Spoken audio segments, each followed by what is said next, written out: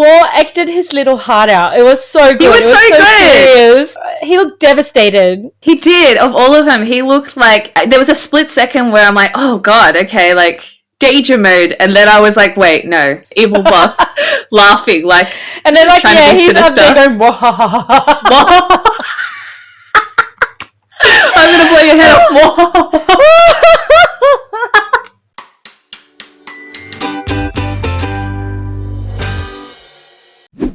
Hello guys, and welcome to the finale episode of Jack and Joker. We had an awesome discussion for episode 11, and Kels and I recorded for a full 3 hours. So strap in for our last episode discussion of the series. Woohoo! So episode 12 kicks off at Grandma's house with Grandma just KO'd and Joke having been kidnapped by our favourite monkey face, Carbon. It's not explained, but it looks like Jack has gathered the gang consisting of Taru, Aran and Hoi to help brainstorm on how to rescue Joke. They can't figure out where Joke could have been taken to, and that's when Hope walks in, bloodied and beaten, saying he knows where to go. The gang rock up to an abandoned warehouse and decide to go in separately. Jack suggests going in to speak to Boss, and Hoi pipes in saying that might work as he was Boss's favourite son, forgetting that Aran is also standing right there. Before they split up, Tadur hands them each a suspicious-looking bright pink bottle, which Hoi mistakes as deodorant, moving to spray the unknown liquid on himself. He's stopped by Aran, and Tadur then explains that the bottles contain new and improved tranquilizer, which is a must-have item for all heists in this world. The two sons then go in together to try to speak to the evil boss, while Hope, Tadur, and Hoi separate to try to deal with the henchmen separately. This scene just reminds me that Jack and Aran are actually evil boss's sons, because I keep forgetting that Jack is an adopted son and that people actually take the whole thing seriously. Are they taking it seriously? I feel like that's just sort of gone away now. Like Jack being the adopted son. But Hoi says, yeah, you should go in because you're the favourite. And they just accept it. He's such a dickhead. I mean, that was literally my only comment for this. I said, I don't even react at all when Hoi is about to do something stupid now. How did he almost spray himself with a sleeping sedative? Fuck's sake. He's an idiot. This guy, I thought there'd be some character development throughout the show, which showed him sort of getting to a point where he didn't almost sedate himself with the tranquilizer. But no, he does it again. I mean, true to his character. I think if they've nailed one character throughout this whole show, it's Hoi in terms of consistency. He's dumb through and through. And that has not changed at all. That's the other only comment I had, was that he's consistent. At least he's consistent, He hasn't developed, but he's consistent. He never fails to entertain us. I didn't even laugh when he was about to spray the bottle in his face. I was like, yeah, that's Hoi. Of course. The gang split up and Hoi spots a massive bicycle cart thing, smiling like he's just thought of the best idea in the world. He appears in front of the henchmen riding the bicycle cart combo, screaming to himself, suck and pull on it. It works though, because the henchmen are as alarmed as I am and give chase. Jack and Aran use this opportunity to sneak into the warehouse, not sure what the point of all this sneaking around was, because they get indoors only to find another set of guards and they just ask to be let in. It obviously doesn't work, and Aran then gives them a handbag to hand to his dad, and it's the bag from the fashion show. He electrocutes the henchman with the bag, then runs away while Jack kicks down the still electrocuting guards and gets into the restricted area. This is all reported to Boss, who is enjoying a charcuterie board and wine. He then tells the hostages, Save, Joke, and Rosé, that they will see who else comes in to save them, starting with Save. I have no words for how weird Hoi is.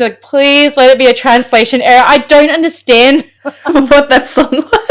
What was it again? Is it a Thai thing, like a jingle? It was suck and pull at it. That just does not lend itself well to the English translation, I'm not gonna lie. I think maybe it's a Thai thing. Your guess is as good as mine. I never want to hear it again. I will say that's the easiest guard diversion of the century. I mean, all we had to do was ride on that weird wagon thing. Let me sing this jingle and ride on this wagon and they're going to come running. He's dumb, but his ideas work. I didn't expect to see the return of the bag. I was actually pleasantly surprised. I laughed at the guards being electrocuted, and then the other guard put his hand on that guard and got electrocuted as well. Did you see one of the guards as he was getting electrocuted? He always looked like he was twerking. Really? I need a video of this. It was the guy that put his arm on the guard that was already getting electrocuted. It generally looked like he was twerking. That was one of the moments I had to pause and laugh because I was about to pee myself from how hard I was laughing. It must have been hilarious pre them editing the show, like with the raw footage of the guards just going like... Yeah, because they would have to do that without, like, because they're not actually getting electrocuted. So can you imagine, you're going to act like you're electrocuted. Act it out. It then cuts to Hope sneaking around the warehouse and evading a couple of henchmen. He's about to escape them when his phone starts ringing. It's a call from the evil boss. As he hangs up on the call, evil boss tells a teary-eyed Save that he's waited for nothing, that a guy like Hope would never dare to fight someone like him. He says that's what happens when you betray him.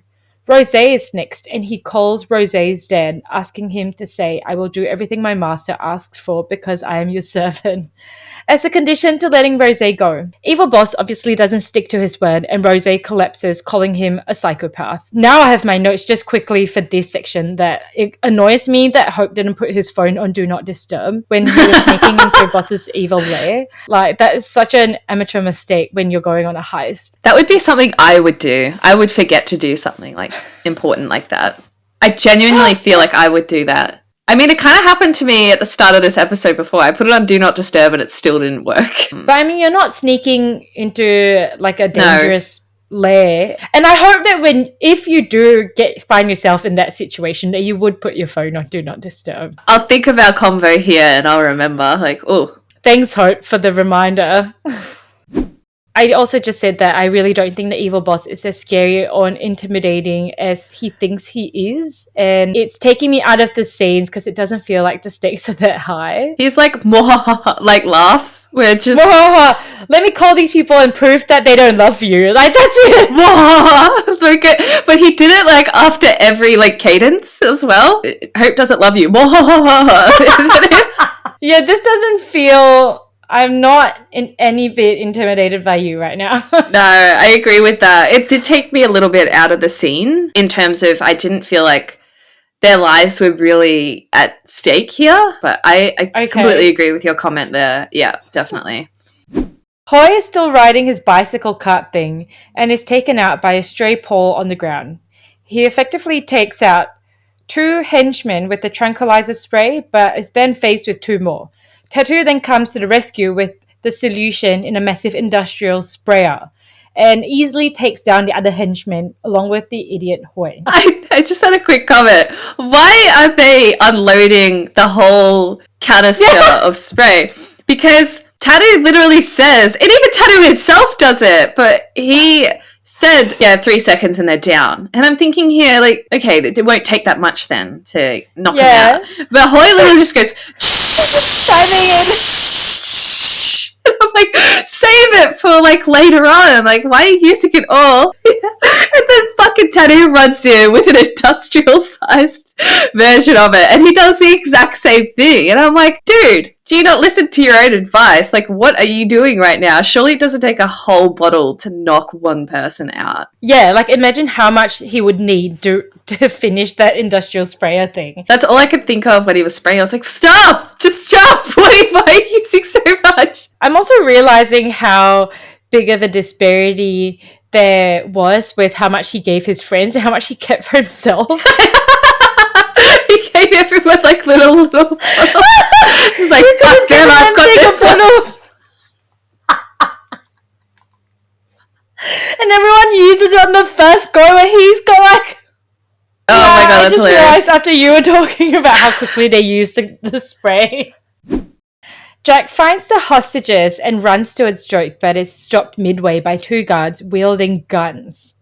He asks the evil boss why he's doing this, and boss just replies that he just wants to play a game, demonstrating the dangers of playing Monopoly with people who are sore losers, because they can't accept that they're shit at the game and start getting murderous. If Jack wins, The evil boss will release all the hostages. If he refuses to play, he'll blow up Joke immediately. Jack agrees to play the game. Note to self, don't play Monopoly with people who are sore losers because they could If they start to show signs, you know what to do.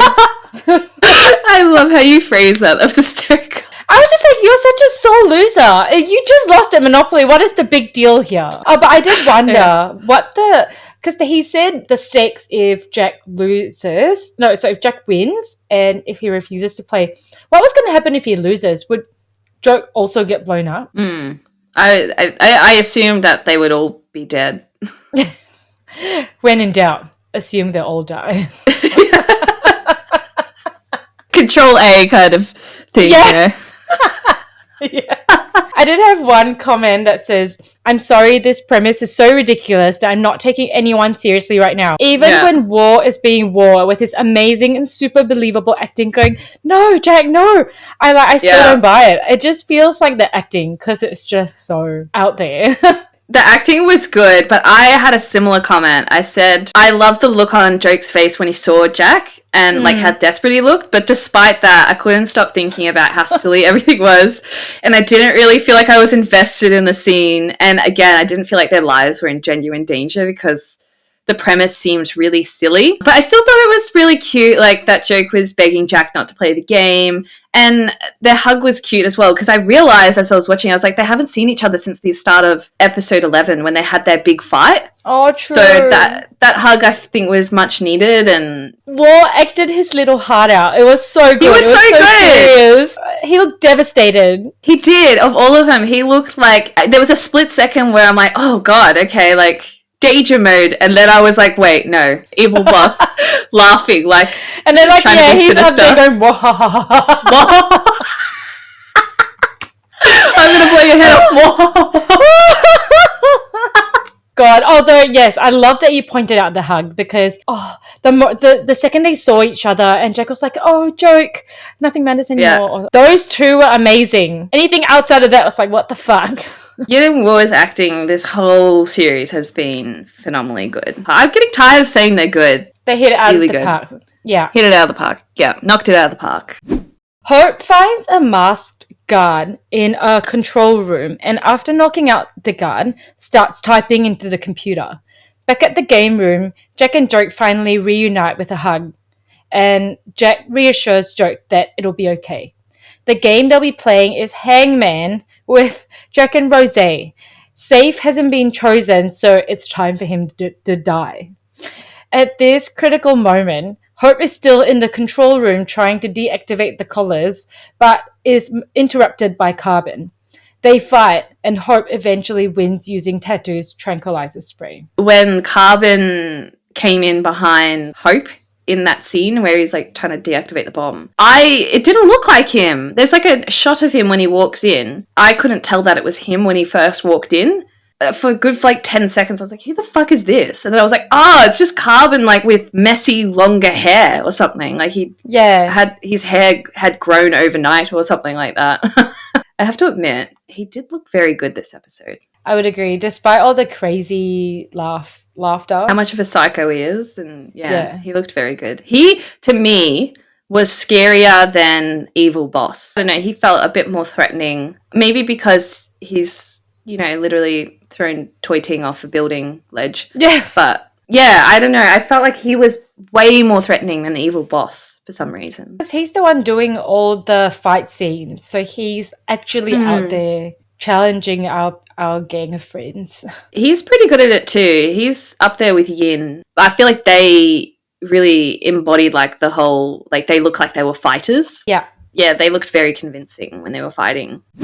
Back at the game where everyone has been patiently waiting for Carbon and Hope to finish fighting, the evil boss activates Save's bomb collar, but the collar actually unlocks. Hope tries to also deactivate Joke and Rosé's collar, but notices that other guards were coming for him, so he escapes instead. The evil boss then throws a spanner in the works and says that Jack will be guessing Rosé's word while Boss will be guessing Joke's word instead. The game starts. Rosé's work is long as fuck, but Jack's first guess is diarrhea, and he also gets a whole consecutive string of words wrong, so that, I guess, ups the tension. I had that comment too. I said, what the fuck is Rosé's word? She was typing forever.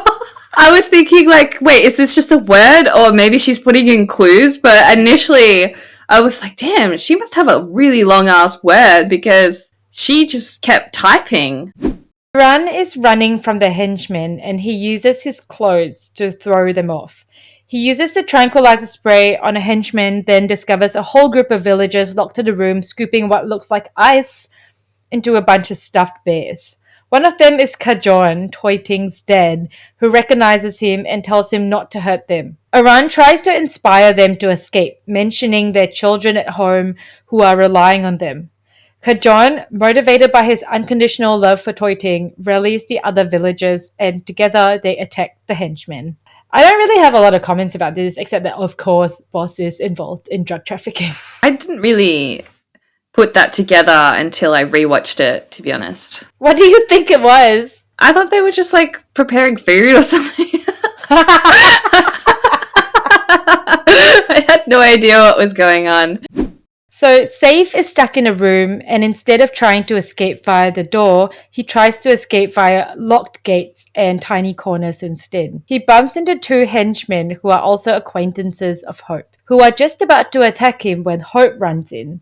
Hope tries but fails to convince them to switch sides away from the evil boss, and a fight breaks out. Mid-fight, Hope doesn't forget to pause to caress Saif's face, asking after his well-being. After winning the fight, they go to look for Jack to help him escape. Tattoo and a very groggy Hoy bump into Carbon, and thus begins the most one-sided fight yet.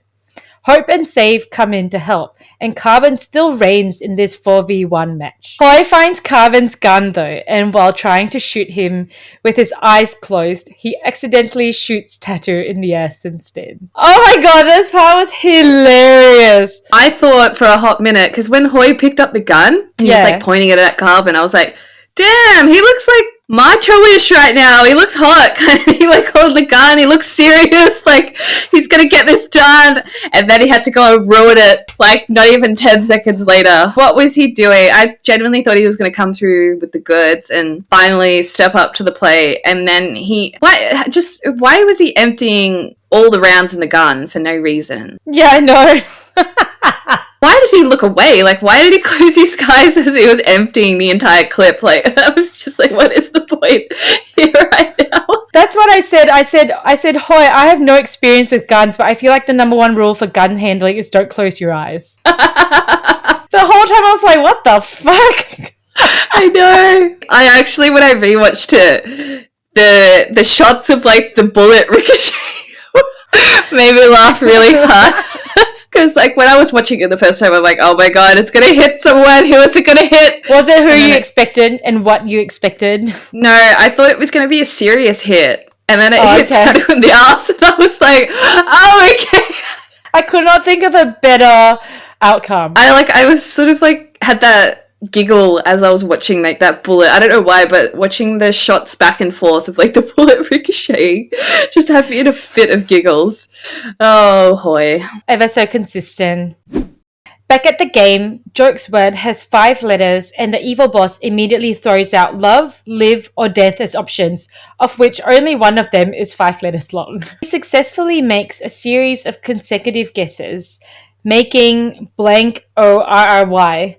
Like all of us, he thinks Joke's word is sorry and picks S as his next pick, but it's wrong. He starts getting really anxious while Joke, Jack, and Rosé smirk in response. It's Jack's turn, and he successfully guesses Rosé's word, which is dickhead. Turns out Joke's word was sorry with a Z, which stumps everyone. Turns out that Joke is truly not that smart. I had the same comment with you with Joke's word being 5 letters long, and then he immediately dishes out live and love, and I was like, you dumbass. Like, really? Is there anyone with a brain in here?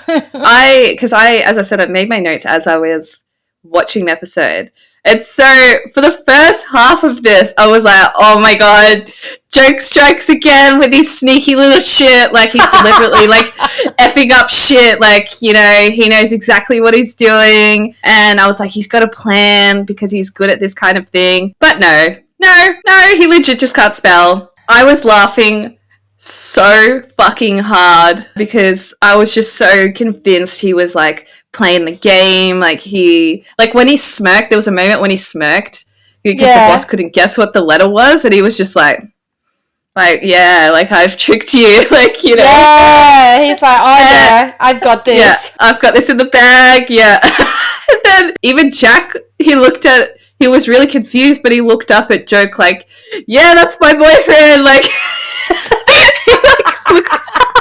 he looked so proud, like he was smirking and like, shit, yeah, I've got an awesome boyfriend. He's full evil boss. When that reveal came in with Zori, he looked so fucking embarrassed. But Joke still looks so smug. I don't know. It was funny that the evil boss was like calling him an idiot at the end there. Like he called him an idiot and a dumbass. I'm like, dude, you literally just said live and love were 5 little words. Like, take a seat. Yeah, I know. There are no winners here.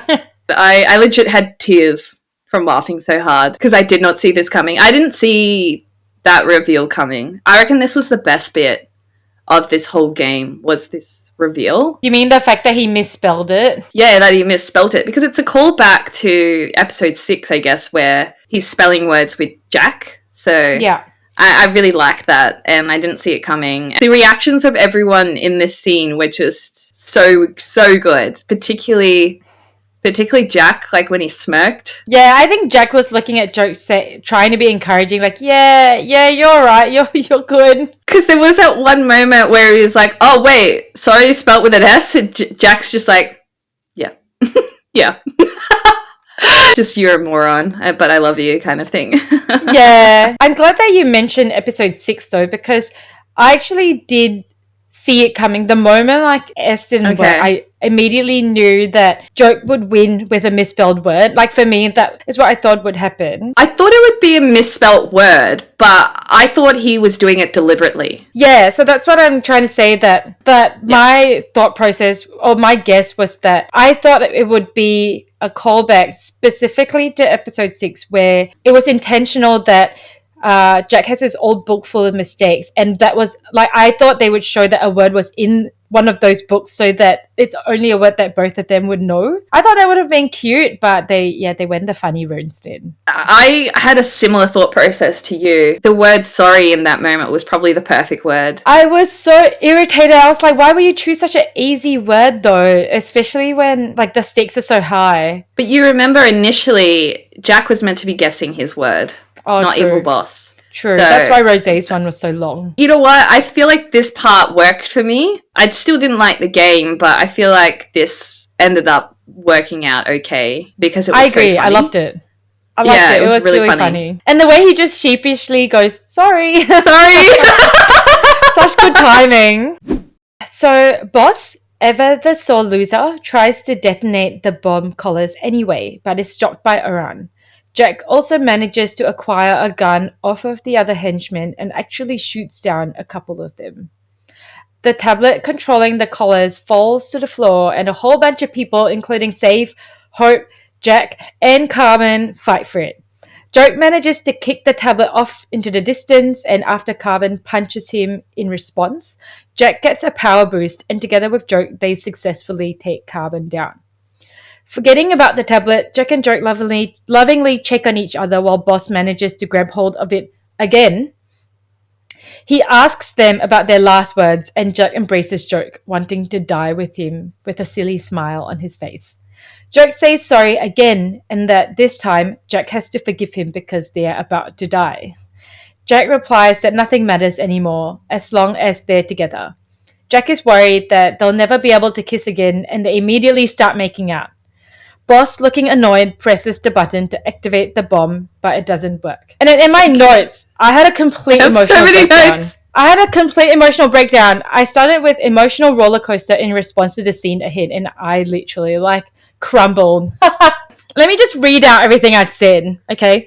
So I said, before you guys do this self-sacrificial shit, will someone please think of Grandma and Toy Ting? I said I was really needing a scene with Joe explaining why he stole the ring to Jack and that it was actually to help him, but they didn't actually go there.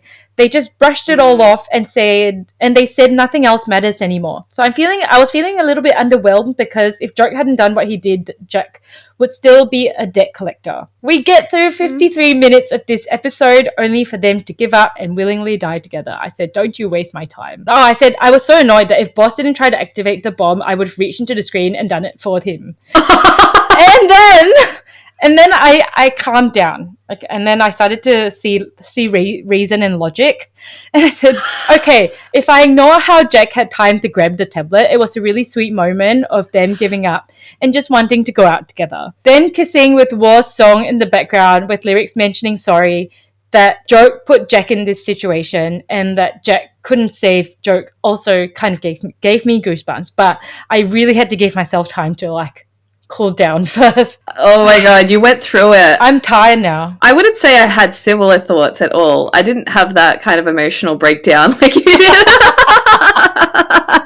Because honestly, I've looked at comments online and no one else feels this way. Everyone's like, oh, the kiss was so sweet. It was such a sweet moment. They were ready to die together because, they're being pushed into a corner. And I'm just over there you guys had the opportunity to reverse the situation and you gave it up. Right, that's so interesting. I did not think that. I was more annoyed at... There was a few things. Number one, let me break it down. I've got a lot of notes here. Okay, yeah. I realised how many I had. Fuck, I've got a lot. Shit. It's even longer than mine, for God's sake. I know, holy shit. Maybe I did have a breakdown for a different reason. Yeah. Okay. This scene broke us. Really got to us. So, number one, when Iran, just somehow managed to get by two bodyguards to get to his dad, he just broke through them like they were sandpaper. And I was like, when did Iran get this strong? Never.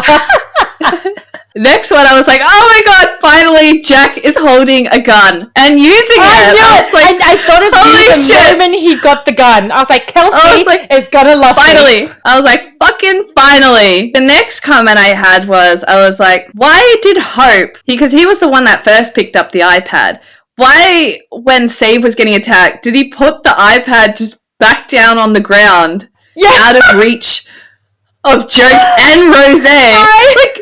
Fucking give the iPad to them. And then I was also thinking it was getting picked up and moved around. The whole thing of why is no one picking up the iPad when they're able to? Thank you. Because they're all getting on the iPad and looking at it in the middle of the fucking room. Move to the corner or something and work on it. Wait for someone to come and attack you. And my next thought was when Jack came up, I was so excited that he had a fucking gun. And then Carbon is like everyone else on the iPad in the middle of the room, and Jack comes up to him right next to him with the gun. I'm like, dude, you have a gun. You don't need to be putting it on his head. Yeah, I was just like, what are you doing right now, Jack? But I have to admit, I quite enjoyed the fight scene between Jack and Carbon. Initially, I didn't like it. I thought maybe it should be longer, or each of them pack in a few more punches or whatever, but I kind of really liked it, how they did it in the end. And I really particularly liked the bit, I think it was in the preview, when Joke kicked the iPad. Finally, he did something with it. I was like, why didn't you, if you're able to kick the iPad, you're able to move it with your foot and pick it up. Yeah, no, why would you do? I'll look by all of that. Oh my god, you picked up so much more than me. I was getting really frustrated until the kiss. When he kicks the iPad, and then Carbon punches him, and then Jack gets a little territorial. I love that little bit. That was really cute. Where he's like, don't you dare touch my boyfriend. That was the scene I was looking forward to because they had it in the preview. Also, at the end there, when they were finally kind of fighting together, even with Joke with his hands cuffed, and he was able to fight with his legs only. I thought that was awesome. His first leg kick that he does to Carbon, and his face just goes up like that. That was really cool. And then being able to grab his leg, and Jack was able to finish it off. I liked it. I liked that it wasn't a pretty fight scene. And then, because I agree with your comment when you calmed down about they were wanting to sort of just end it all together and like nothing matters, they're together, whatever. I had a similar thought, and just like Jack just smiling the whole time, like, and hugging Joke. Even when the evil boss is like, what are your final words or whatever, he just doesn't care. He just wants to be with Joke. And you can literally see the moment that Joke just accepts, because he tries to push him away, whatever. And you can literally see the moment Joke just accepts that Jack wants to be with him till the end. And I don't know, I thought that was really touching. I thought it was really nice. Sweet. I mean, I agree. I like the meaning behind it. Yeah, I totally get where you're like, what are you doing? Fight to the end. Like, come on, guys. Not all this. You didn't go through all of this just to die like this. But we didn't go through all of this 11 and a half episodes. Yeah, us as well. That's true. It did feel initially when I watched it, when they started kissing, it did feel a bit awkward. But I loved it at the same, because like Jack was like, he looked like he was like smiling giddy the whole time that he was kissing Joke. Like he just had no two shits to give. Like he was like, whatever, us against the world kind of thing. I don't know. I love that. I wanted to ask you this. Right before, when they were making out in front of Rose and Evil Boss, there was a moment where like Evil Boss is like watching them right before he like goes to press the button. He kind of like pauses and he has this weird look on his face, like he sort of just pauses to watch them make out. Like that slight delay that he had just had me cackling. It was almost like he was enjoying the show or something. I was interpreting it as like he was getting annoyed. No, I was responding to him. Oh no, I was laughing because he sort of just like turned his head kind of like he was always like checking it out a little bit. Oh, I laughed so hard at that. I think I snorted when I saw that. Really? I was laughing so hard. Yeah. Anyway, yeah, so I had so many thoughts. Well, it was kind of the big scene. The big moment, yeah. In this game part. Nang's voice comes from overhead announcing that the evil boss has been disqualified due to cheating, followed by the voices of the four horsemen asking him if he really believes that the ring will give him power. Turns out, the four horsemen made up the bit about the ring, mocking evil boss, saying that they'd never expect him to believe it so easily and completely. Rosé's dad is there too, and it turns out that he willingly let boss kidnap Rosé because he had a foolproof plan to keep her safe. This refers to a plan where a very overpowered employee of Rosé's dad, the same one that gets knocked out by Hope, infiltrates the warehouse and beats up the other guards to control the situation behind the scenes. So with this twist, I'm not sure if you expected this particular twist, but... No, not at all. Completely left field for me. I said, what the fuck is this legit their version of Squid Game? What is going on? So the ring was worthless this whole time. For me, the plot twist just wasn't the best. I don't know, maybe it wasn't fleshed out well, or these characters that created this plot twist, I guess, weren't shown in the show enough for me to feel like they were a big deal or something. Yeah, fair enough. I also had the note that like this plot twist doesn't have anything to do with the main character, so it feels underwhelming. Honestly, I was like, they went through all of this for that result. I don't know if it was worth it for a big plot twist. Like, do they hate the evil boss that much that they're willing to go to such lengths to pull off something like this? And I don't know, for me, it fell flat, and I honestly don't think it had to either. I think there were multiple ways they could have explored sort of an ending plot that involved more of Jack and Joke with their lives on the line. 100%. This one just didn't work for me. I feel like this one plot point is almost what ruined the episode for me. And it's frustrating because I just don't think it had to be like that. And also the whole guard, butler or whoever he is, that reveal, that was so underwhelming because this person has literally never popped up before. So it didn't feel like a big deal as I was watching it.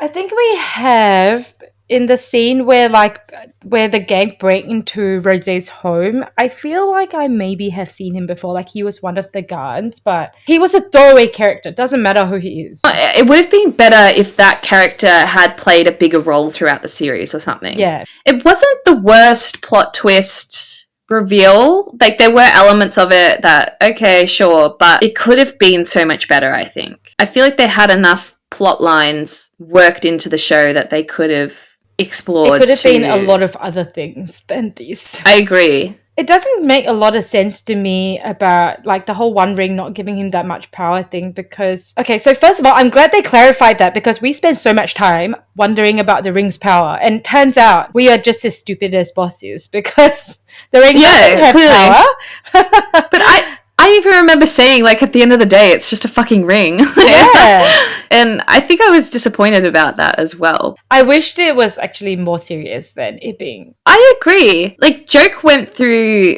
a whole heist to get that ring.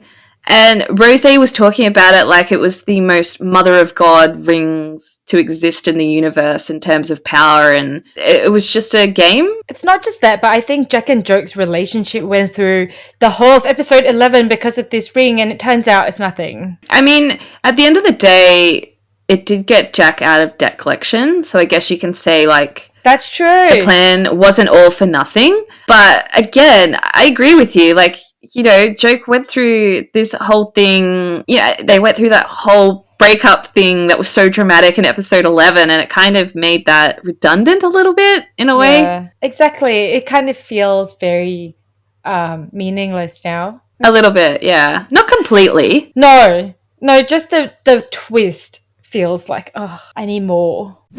Nang then announces the penalty of cheating at the Four Horsemen's game, which is erasure from the civil registry and all identifying records and complete asset seizure.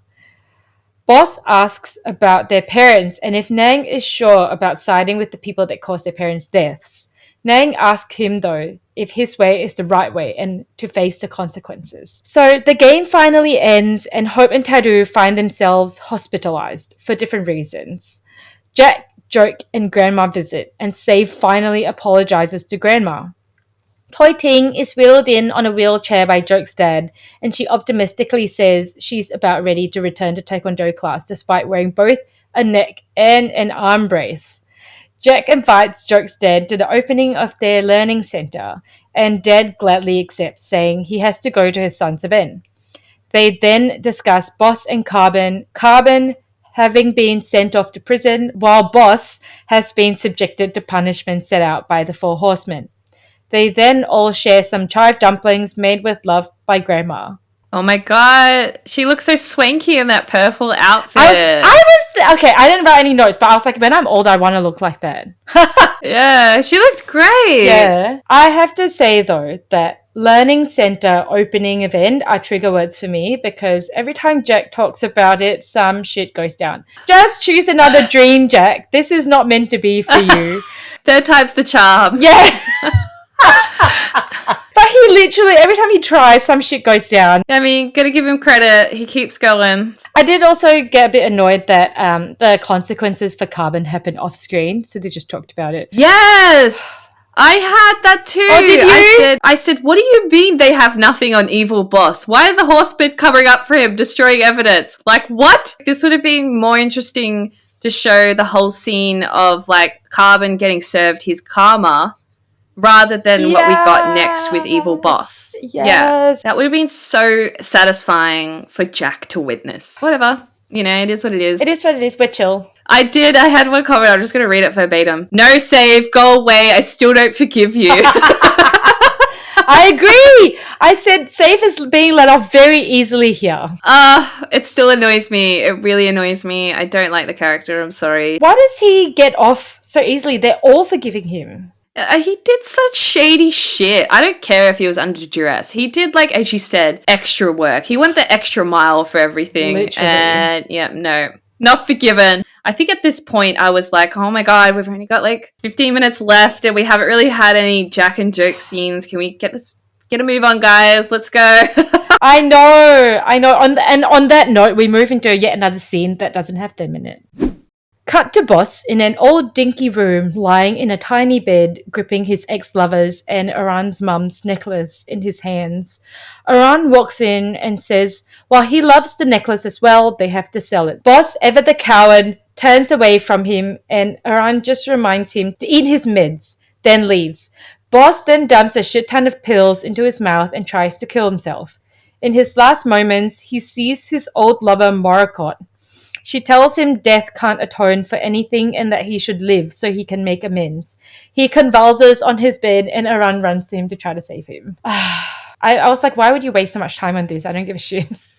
I had the same thought. I was like, I really don't care about Boss. Why is this scene here? Honestly, could have happily have done without this. Yeah. And I was like, why does he even need a redemption arc at this point? Like, sometimes just having an evil character is okay. Like, you don't need a sappy and sad backstory to explain why they are the way they are. And it happening at the 11th hour as well, it makes it, for me, very unbelievable because his character's been pretty consistent throughout.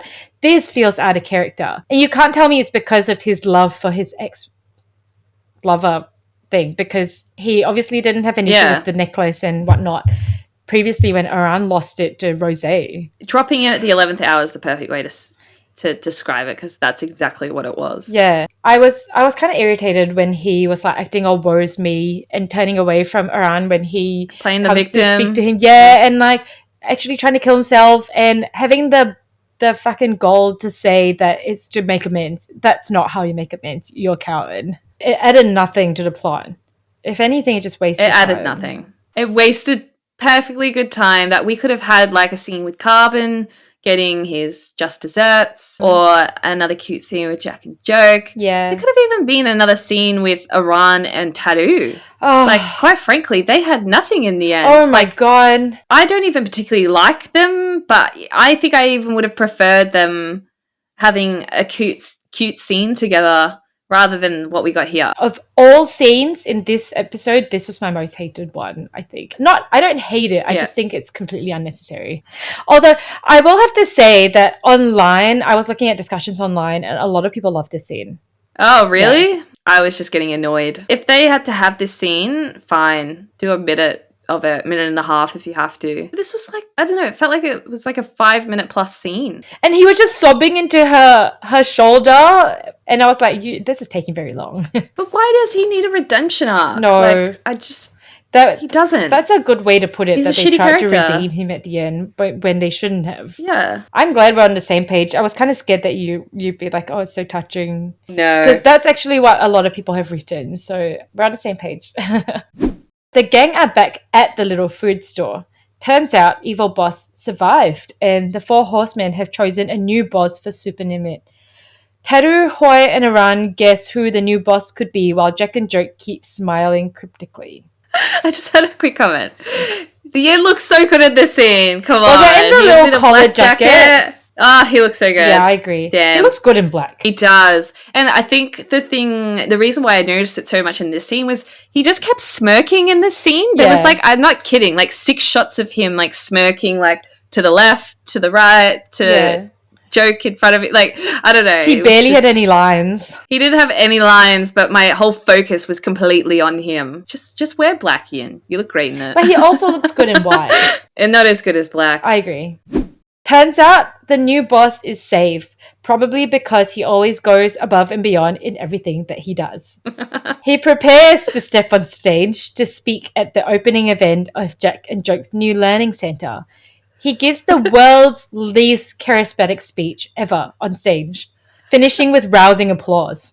Next, Jack gives his speech as the director of the center, thanking everyone under the sun, but especially his boyfriend, who makes him feel like even if he fell 1,000 times, he trusted him and gave him the strength to overcome despair. Toi Ting is the official representative of the new generation of heroes in Super Nimit, and Joke finally gets to present Toi Ting with the cake that he got for her in person. This scene had me dying. Oh, you mean safe? Fucking hell.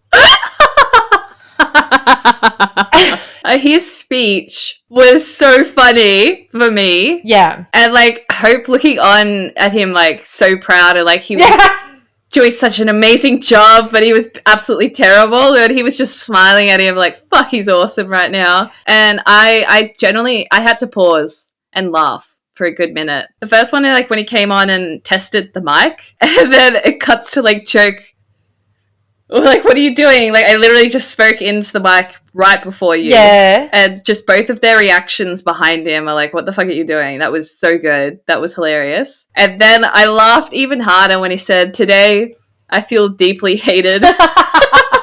I think it would have been funnier if we could understand the original language. In Thai. Yeah, I know. But I laughed regardless. The way he was like stumbling through it, he's like, today I feel deeply hated. No. And then he couldn't even remember the name of the town. Yeah. Like even Hoy was like embarrassed. And I'm like, that's saying something if Hoy's embarrassed. He was off on the side, just like, oh my God. Like, so was everyone else. And then Joke coming on afterwards and he was like, it was a short speech, but it still got the point across. My only other comment is also like, why the fuck is Save the new boss? Amongst all the options that you've got, why would you pick Save? Because didn't he win it from Lompran at that game? Oh. Because he took over from Boss, didn't he? Yeah, but I mean, I'm not really sure that means anything, because if the Four Horsemen could pick anyone they wanted to, because they in the previous scene they were saying that the Four Horsemen have picked a new boss. So that's what makes me think that it's not connected to the Monopoly game. Okay, if you ignore all of that and look at just Save being the new boss, between Jack or even Hope, I feel like maybe either of them, probably Hope, would have made the most sense as a new boss rather than Save. I think Save could have been the accountant of the boss at most. Hope, really? Well, okay. I think if you're looking at morals, Hope and Save are the same. Yeah, you're probably right. It's not like you can say Hoy or Tattoo would do a better job either. I wish it were Hoy. Like, oh my God, why was it not Hoy? That would be hilarious if it were. That would have been so good. I would have loved if Joke ended up being the new boss, because since he's come to Superlimit, he's had the capacity to bring people together. So he like brought the gang of people together. Yeah, he kind of empowered Jack to also put together the learning center. And he's not exactly the owner of the learning center. He's just the partner of the director of the learning center. So it would have fit very nicely if he were the boss of the new community and then Jack were the director or boss of the learning center and they could improve the community together. Why the fuck would you put Save? Jack even makes a couple of comments in previous episodes about he's being, like, I think to his dad, he says that he's been great for the community. That would be like a nice nod to like Joke really coming into his own, and he's rebuilt his life and now he's leading and they've relied taking on care him. of this community. Yeah. Actually, that's a good point. If only. Yeah. Nang and Rosé speak at the event, with Rosé wondering how Nang could let the Four Horsemen and the evil boss act the way that they did. She said she didn't have enough power to stop them.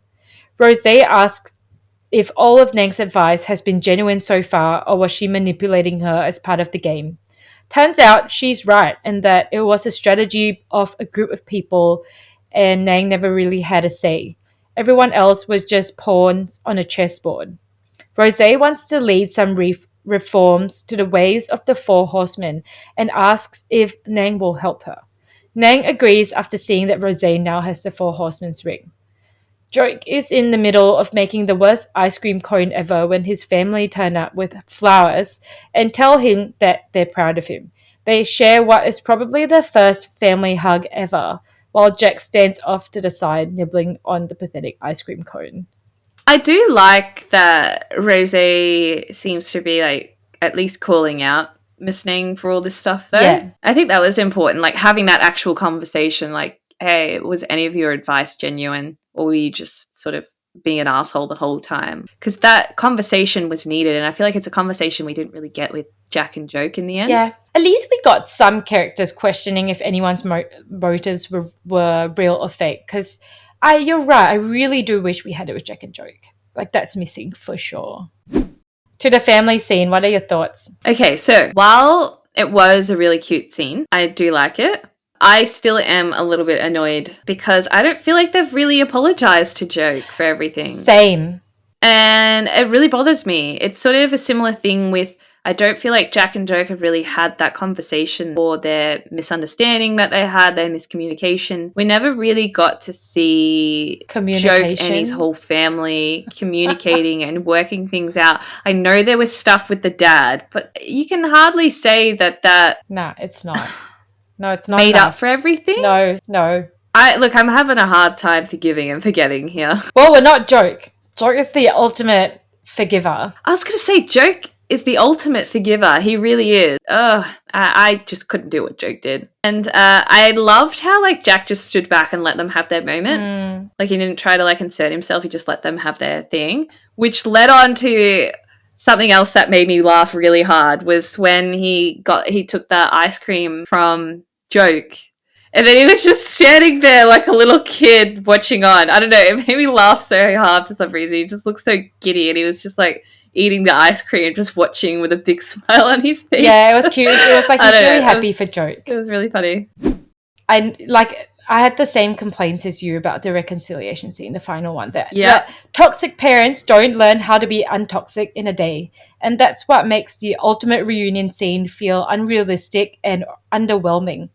And I wish that the parents apologized to Joke, although saying that they're proud of him is a good start. This whole change in the parents overnight to suddenly being supportive parents, I just don't buy it. Yeah, I agree. It's sort of like, well, tomorrow they could be assholes again. What happens if something else goes down? Are they going to stick by his side? Like, you don't know. They're only coming back when he's doing good again, when he's achieved something. Is it still conditional? I just definitely would not have reacted like Joke. I would have told them to get the fuck out. We kind of agree on a lot of stuff this episode. Yes. I feel like often we disagree on certain things, so that's hilarious. And the interesting is I did see a lot of dissenting like opinions online, so I thought that you would have those, but you actually don't. Because I didn't see a lot of my personal opinions online. It was kind of the opposite of what most people are saying. And I'm surprised that we agree. Twitter was very positive. My final wrap-up thoughts is, I would say, very similar to what I saw online, which I was like, okay, that's interesting. What I saw on Twitter, I would say, is similar to how we think. I would say it's even more positive than us, to be honest. What do you mean positive? I didn't see very many negativities. Because sometimes we say we're like shitting on certain scenes. From what I saw on Twitter, it was basically like, this is an amazing show. Did the final episode not make sense? No, it didn't. Do I care? No. It was a great show. Yeah, that's pretty much my thought. But if you go on Twitter, I would say it's generally a much more positive experience overall. Jack and Joke catch up after the event, and Jack, catching on to Joke's tiredness, uses his embroidered handkerchief to wipe Joke's sweat for him. Joke looks lovingly at the handkerchief, a symbol of their love and everything they've been through together, before handing it to Jack, who unceremoniously throws it on the floor. Joke then brings out the notebook he was working on in the last episode, 100 Ways to Say Thank You Without Meeting Each Other, which is noticeably much nicer than the first one he made in prison. He lists off what he's written, including making clean chive dumplings and washing dishes after every meal. Jack interrupts him, taking the notebook and saying if he wants to thank him, Joke just needs to stay with him. He then throws Joke's lovingly made notebook off to the side, the same way the handkerchief went. Jack pulls out the fake ring Joke used in the first heist that he stole from the boss's office.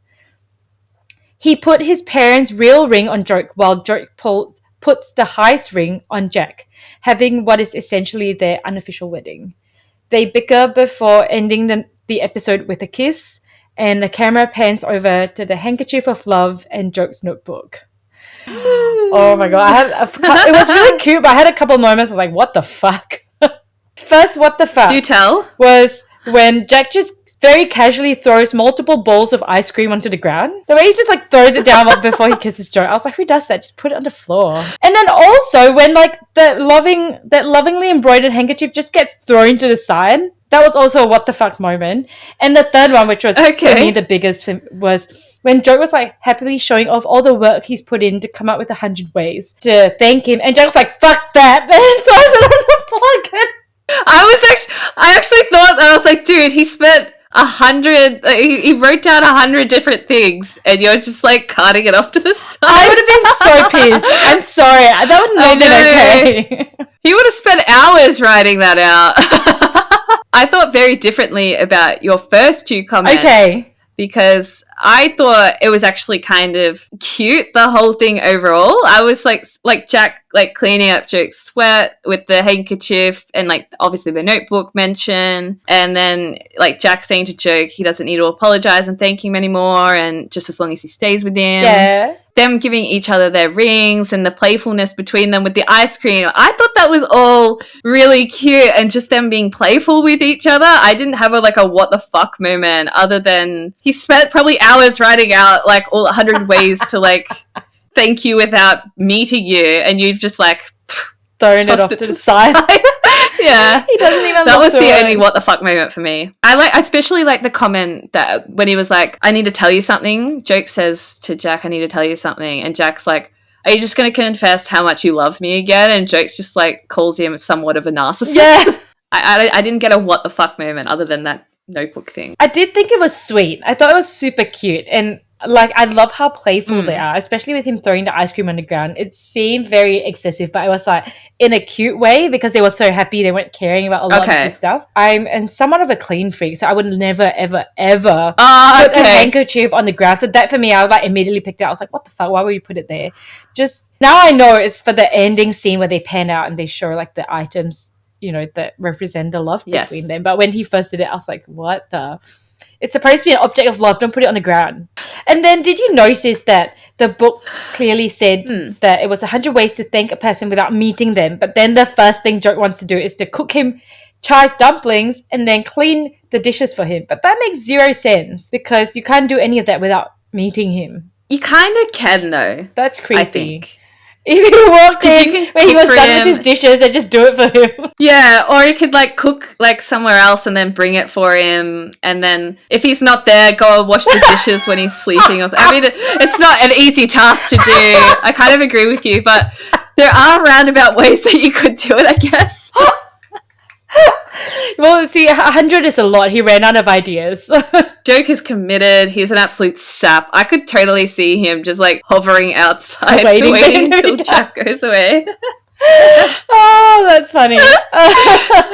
And then, okay, the big thing that I found super cute was I really liked seeing them exchange rings, like you said earlier. And to me, the opening of this learning center was, first of all, yes, a long time coming, but also is more than that to me because it feels more like a celebration of them together, and it feels like a celebration of their relationship because this has been a goal that they've been working together since, day one with the bank heist. So the fact that it culminated in them being together, it feels like a celebration of, their relationship and them getting through all the adversities together in these 12 episodes. And I'm glad that at the end of the day and at the end of the event, they managed to carve out a moment that's just for the two of them. I'm glad it ended with just the two of them. Oh my god, if it ended with Hope and Save, I would have been like, what the Like, it was a fitting ending between the two of them. It was a scene that I was like, okay, I'm satisfied with that particular part of the ending. Wouldn't say I was satisfied overall with the episode,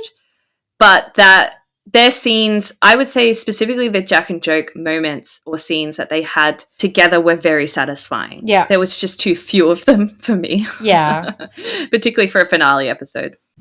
Like, I did read that I think Yin Anan Wong were going for a more plot-driven show, and they wanted the romance to not feature so heavily. So I think they did an amazing job because the romance did not feature that heavily and the plot was not driven by the romance. So I think, and then the romance just ended in such a light, happy way. So I think they did achieve what they set out to do.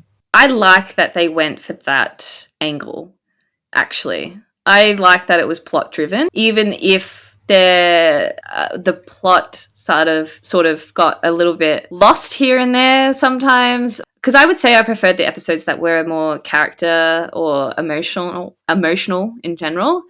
But I still appreciate that they went that avenue of doing it more plot focused. I would say it's had its hits and misses, but overall it's a hit for me, I would say. I agree.